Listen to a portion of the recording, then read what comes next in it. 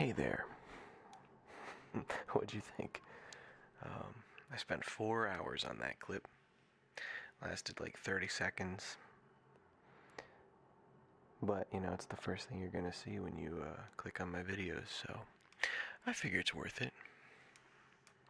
I figure it's worth the effort I put into it. I wanted to do a quick video, not a very long one, just to show you, like, what went into it. What all I did, how I got certain sounds. The overall vibe I was going for.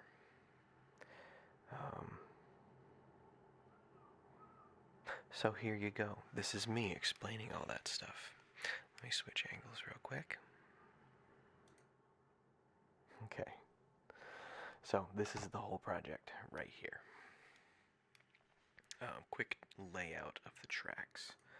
We have the audio group right here. This is both of the snaps. Just a little snap. I grouped them so that way I could put a little utility on them. Didn't end up using it. So yeah, that's fine, I guess.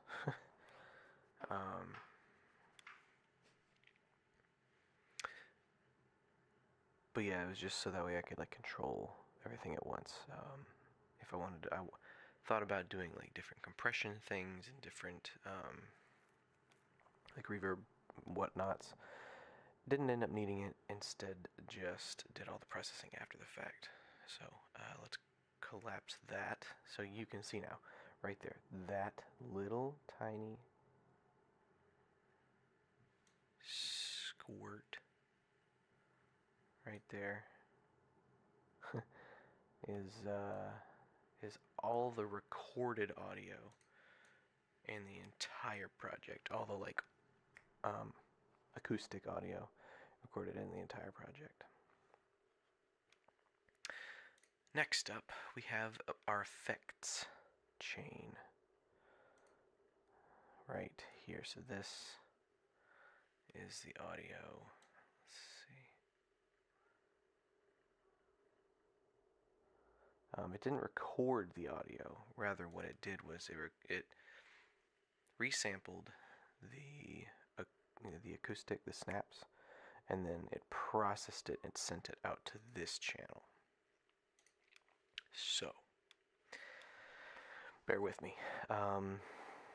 This is where it gets kind of wild. So this is the entire chain right here. You're seeing everything. I think, where did I start? I believe I started with this right here. So if we open up that, there we go. Yep, that's all of it. Okay. Yeah, look at all of this nonsense. This is all of the chain processing that went into it. Okay. Fortunately, I have it selects everything so you can kind of see what's all grouped together. Okay, so first off we have this wet chain right here, the top one. It's centered, no automation on it. It starts with a gate. Lets only certain amounts of noise through. I kind of used that just to play with it when I was testing, sound designing, and I didn't want extra noise coming through, so I had it set to only take in levels of audio that were high enough to, like, that were to be surpassed by a snap. First effect that you get is erosion. Let me see. I think that's, yeah, because all this is just grouping stuff. The very first effect you get is this erosion here, which just adds noise. Like it adds very simple noise, like a sine wave. Folds it in sort of to the thing, to the signal, and what does it do? Gate, erosion, delay. I did most of this high. So, um,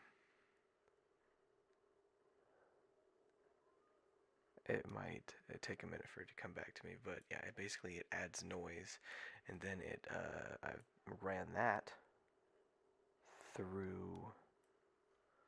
Is there not a delay reverb? This is the audio effect.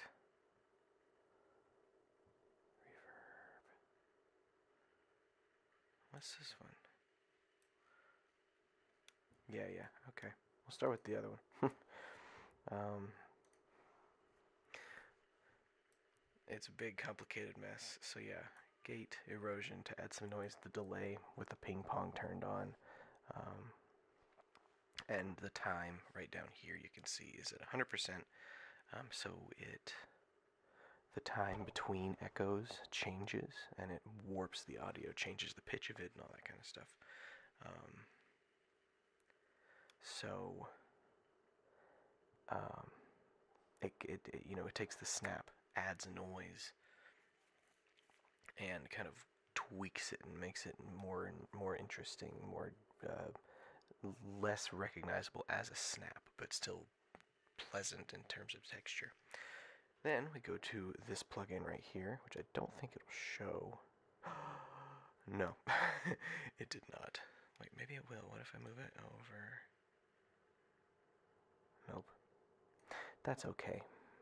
It's a grain delay. Essentially what it does is it records a little sample of audio, and then it sends little blobs out that plays it, either forwards or backwards, and repitches it, and it's very cool. But it's just another kind of echo, basically. Kind of changes the texture. And here we have an auto filter. This I used. What did I use this for? I believe it is mapped to this macro out here. Yep, right there. Which is it automated? Let's show automation. It is not. Wait, is it? I don't think it's automated. Okay.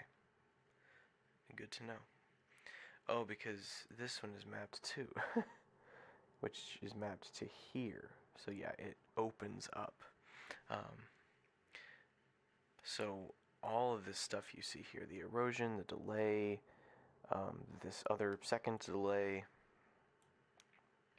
and then finally this filter, it like washes out as the sound kind of grows and develops. And then as that happens, all of that runs into this thing right here, which if you see, it's got a little image of a bar or a beam. It takes it and it sort of uses a modeling software to like sustain a note as if it was being played on like a metal bar, like whether that's being bowed or struck or whatever. And then last, is it last? Is this the last one in the chain? Yeah, sort of. Sort of.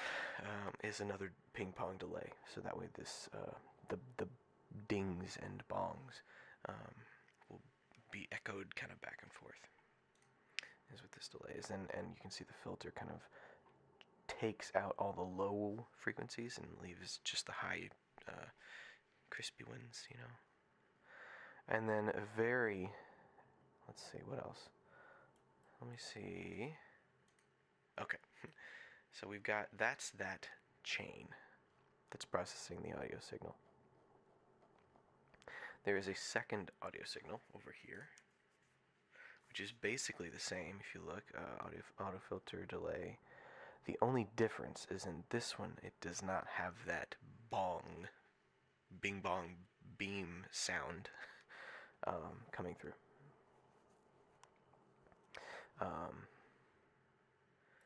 So it's more textural, less like, there's less harmonic information, it's more just noise. Okay, so that's that.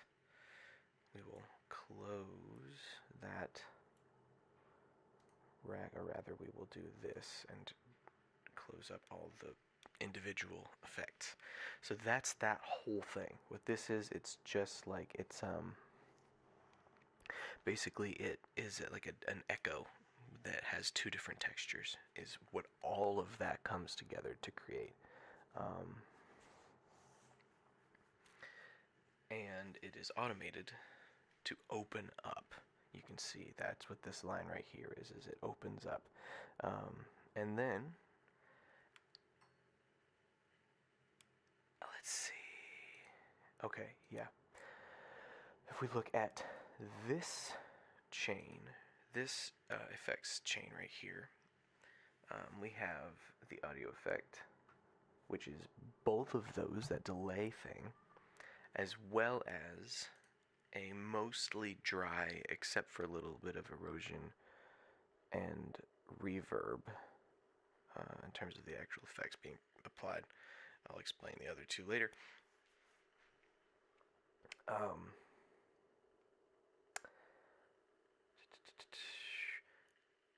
In tandem, or rather, with, so if I click this one and I go to amount,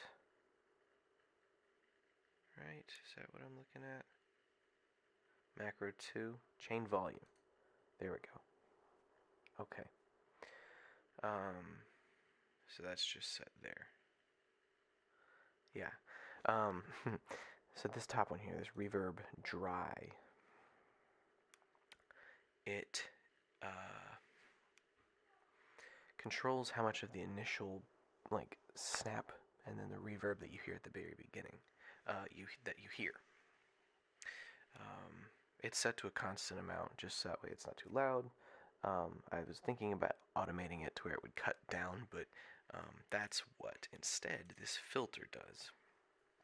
So to explain a little bit of this chain here, you snap, the sound goes into a reverb, which makes it big and kind of sustains the harmonic information. And then that goes into this filter. And that filter is automated to, once again, open up. I believe this is macro 1 of the closing rack. Yes. Yes. So as it plays, that reverb, like does that sound, kind of like washes out into the space, it makes it bigger. Then slowly, if you look here, the amount, this is mapped to macro 3 right there, and that slowly ramps up until it gets faster and faster, and it turns the reverb into like a noisy texture, like a gritty texture, rather than like a, you know. And then finally the reduction. This is what I was kind of excited and proud of when I thought of doing it, is it takes that reverb and that noisy sound and it downsamples it. It chops it up into little pieces. If you look, it drops downward slowly, and the frequency at which it is sampled it decreases. And then the bit, the amount and the number of bits that it's processed into, right here, also decreases. Not a whole bunch, because if it were too low, it would be just completely inaudible and it would be really harsh.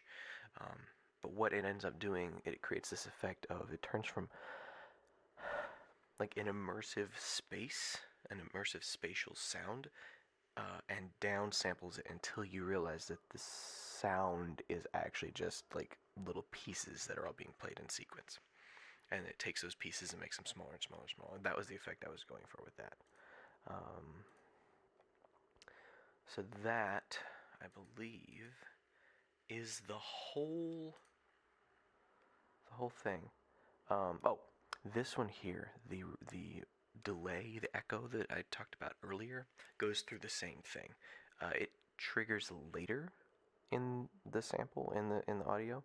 So that means that this also triggers later. I have this set to much later in the audio, to where you sort of get a, and then it gives you good audio, and then it deteriorates, and then it leads into that echoey sound, and then that starts to turn into reverb and then deteriorate.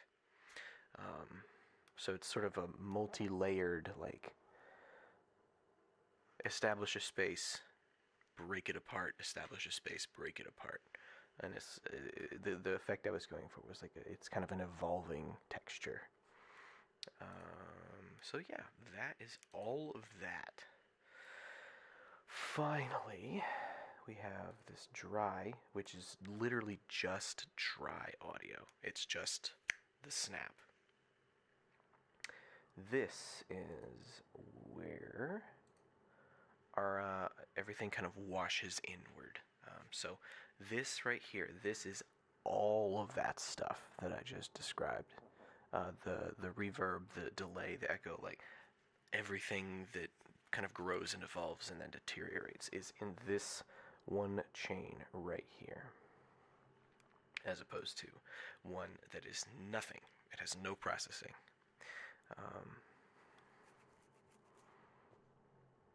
And you can see that this right here, right, the level of this chain, the loudness of it is mapped to this button, which again is automated to increase as time goes. In the first couple of measures, this first, like, what, 4 or 5 seconds. So you snap, you just hear the snap, and then this chain, which was on and was processing audio but was just turned down, is slowly turned up, so you can hear what it was doing brought up by this knob and the automation. Okay, that's the effects chain that explained all of that. Here is let's see, can I show? I can show the. I want to turn automation off, and let's show all of the takes if I can. Yeah, okay. Here are all the takes. So takes is when you record one, and then you record another, and you record another, and another, and another. And then you can select little pieces from each take that you liked the best and use those. So I went through and I went one like little measure at a time, from 1 to 2, 2 to 3, 3 to 4, and so on, and listened not only to the best texture but also the best transition from the prior texture to the one that I was trying to select. You can see it's kind of blocked off in little one measure sections. At least most of it is.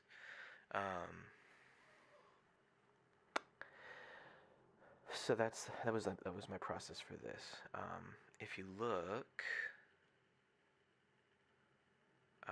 after I did that, after I selected all of the textures that I liked, I went back, and where there was this is its own individual clip, as is this, and so on. Everywhere you see like the name of the clip is where it starts a new one. You can see this little guy right here. That's a crossfade. That fades this clip into this clip. Or, I guess rather, it fades this clip into this clip. The direction does matter ever so slightly. Yeah, it matters because you'll start hearing the next clip before the first clip is over. And the reason I wanted to do that is because there were sections where you can sort of hear a cut. And I wanted it to be smooth, and I wanted it to kind of not break immersion, not make it feel like it was multiple different sounds that were triggering, but one continuous sound that was just developing. And I think I accomplished that, especially with these crossfades. These didn't need it because by that point the bit reduction is going on, and it's just a texture. It's just a very simple texture with very little harmonic information. So the cuts weren't as noticeable. If anything, it was just a volume change, which was negligible. So that is that track. This right here, I believe, if you look, Yeah, so I threw a compressor on. I did a few different tests. The first one I used just the dry audio from that above lane, audio 5 or 5 audio, whatever, and sounded fine. But it I was curious. It didn't like sound bad or anything. I was just curious about how a compressor would affect the sound. It's subtle if you're not used to listening for it, but what ends up happening is a compressor takes the highs and brings them down, and it takes the lows and brings them up, sort of to a target loudness. And what it ends up doing is sort of loudness and frequency both influence sort of where a sound is in a space. Higher sounds sound physically up, and lower sounds sound physically down, and louder sounds sound physically closer, and quieter sounds physically further away. And the whole point of this whole sample, this whole audio sound design project, was to sort of take the listener through, like a spatial journey. Start off with just very simple, like very small space, very intimate, and then it grows outwards, and then that dissolves and does it again and dissolves, and that was the kind of the point, the target of this process, of this exercise. So as I was listening, I was like, what would compression do? So I slapped a compressor on the audio from the takes and just played around with it. I played around with increasing the ratio slowly over time. If you look, you can see that on here just starts pretty high and then increases to infinity, which it means it takes all the audio and squishes it exactly to the target loudness. Whereas if it's a little lower, it doesn't squish it exactly. It's sort of like a proportion or like a ratio. And then I also played with increasing both the dryness, the dry wet, and the ratio. And that's the one I ended up using. The one where slowly the amount that it squishes increases, and also the amount of the compressor that you hear increases. So it starts completely uncompressed, completely dry audio, where you only hear big, open, expansive sounds, and then slowly as the track goes on, it kind of squishes everything down slower, or rather quicker and quicker, to where it's, by the end of it, with the textures of just like that super bit crushed audio, it's all one loudness, sort of making it sound more artificial, more like less spatial, more again, like designed, less dynamic. Which I'm starting to kind of discover that dynamics play a very important part in ASMR and the way it kind of feels and sounds. I've been going on for nearly 25 minutes. That's okay. I'm having a good time explaining this. Hopefully you're learning something about this. If my goal with this channel is to find community in people who also want to do this kind of thing. So hopefully anybody that sees this and has the assets available to them feels empowered to try to pursue something similar, do some sound design, do some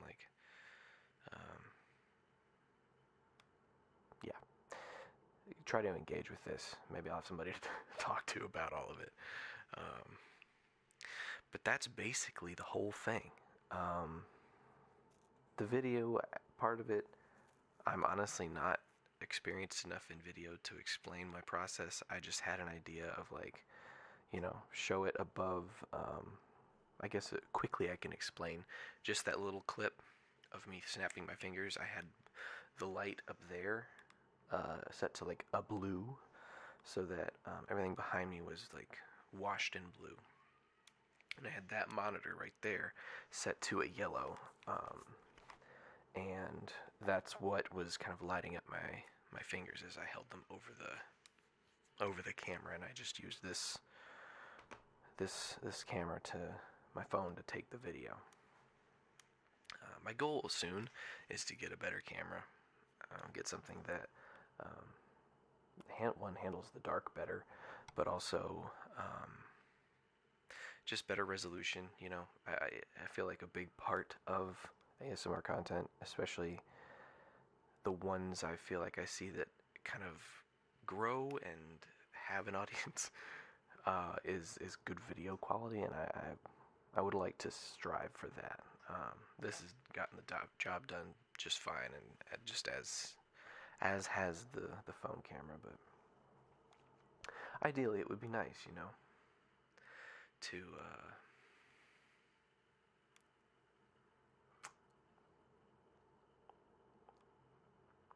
have a little bit better video quality. I think would be good.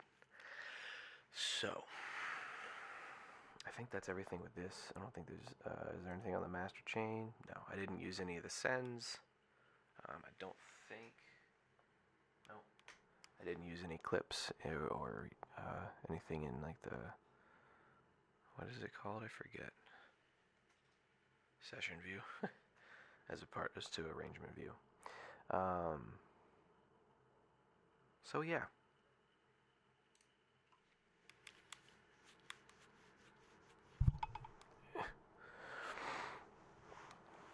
Okay.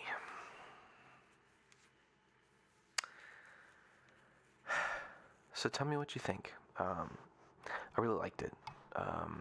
It's simple, it's short. It was fun to make, and I think that's, for me, the most important part of all this is like, I think it was just enjoyable. You know, I like the process of going in and playing with sounds, seeing what I can make them do, how I can craft a space, you know, using sounds. Regarding the rest of the video aspect of it, it's, you know, I wanted to have a little bit of an intro. I like the font. I like a serif. And the one I picked, I feel like really fits the channel vibe. It fits my vibe. At least I think it does. And the text, you know, just the Castle Town ASMR. What was it? ASMR requires vulnerability. That is a theory that I have. I am working slowly. You know, I've got a few things I'm working on right now. One of them is a research paper. I'm researching what the overlap. Alexa, stop. I'm researching the overlap between music and Frisian, you know, Frisian, I think is the way I'd say it, and ASMR. Like, what's the difference? Is there a difference? Do they come from the same thing? And from what I can find, it seems like there is some overlap.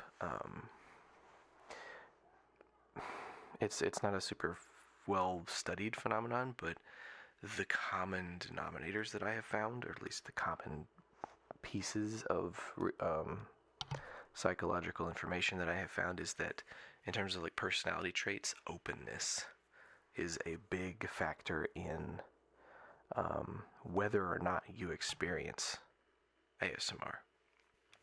Like, you know, if you look up like the Big Five or Ocean, across both of those, one of the personality traits is openness to like new experiences, and openness in general just to experiences. And I think one of them is, or rather, openness has been linked to like self-reported experience of ASMR. there's all sorts of things you could say about that. Like, one, it's all self-reported, so how valid is it? Also, um, on the other side of that, like with in a implications kind of way, um, you could argue, or you could hypothesize that because people who self-report feeling ASMR are more open, or at least as the studies claim, that maybe everybody experiences ASMR, and the people who have higher openness are just more willing to feel it, more willing to explore it. What's the difference between like misophonia and ASMR? Maybe there isn't one, and it's all just how you react to the sensation. Uh, so yeah, that's kind of what I've been curious about with all of this, with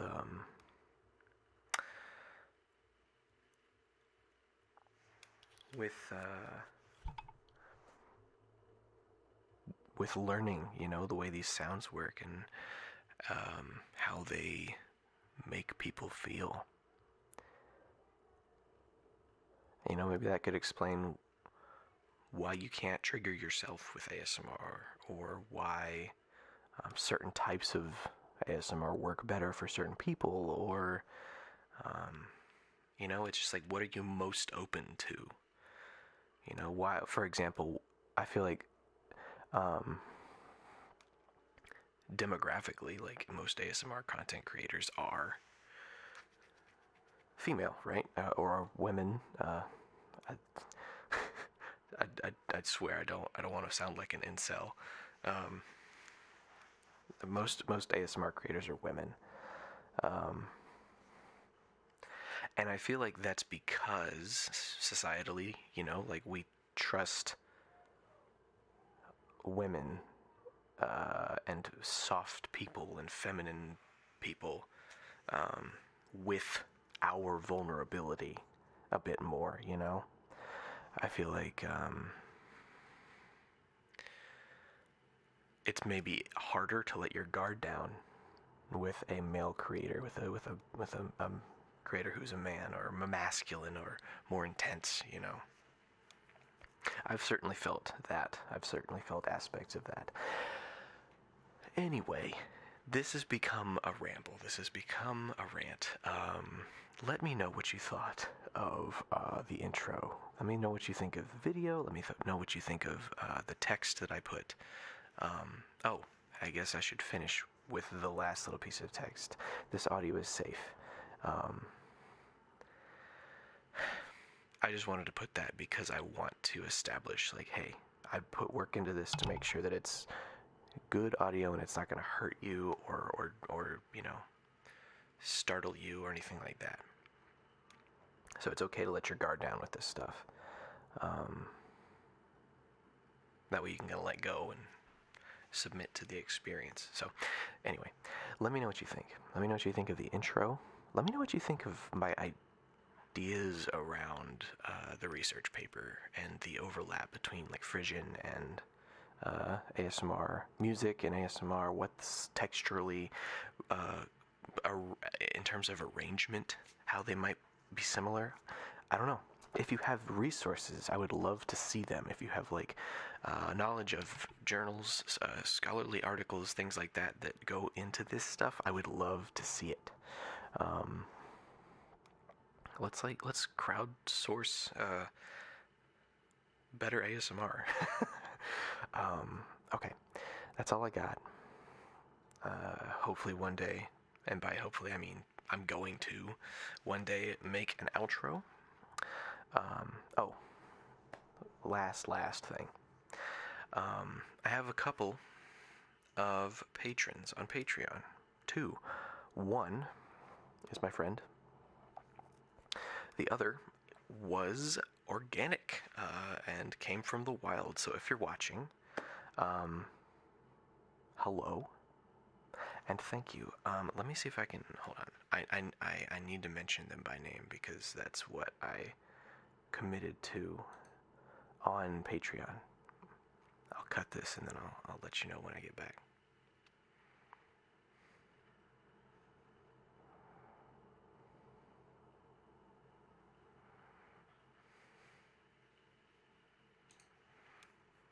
Oh, wrong one. Shit.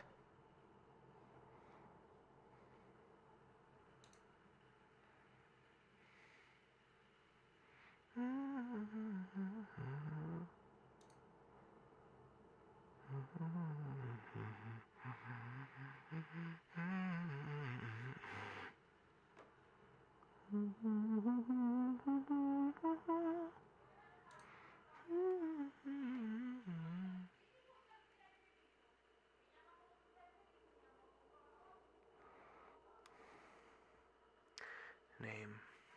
Okay.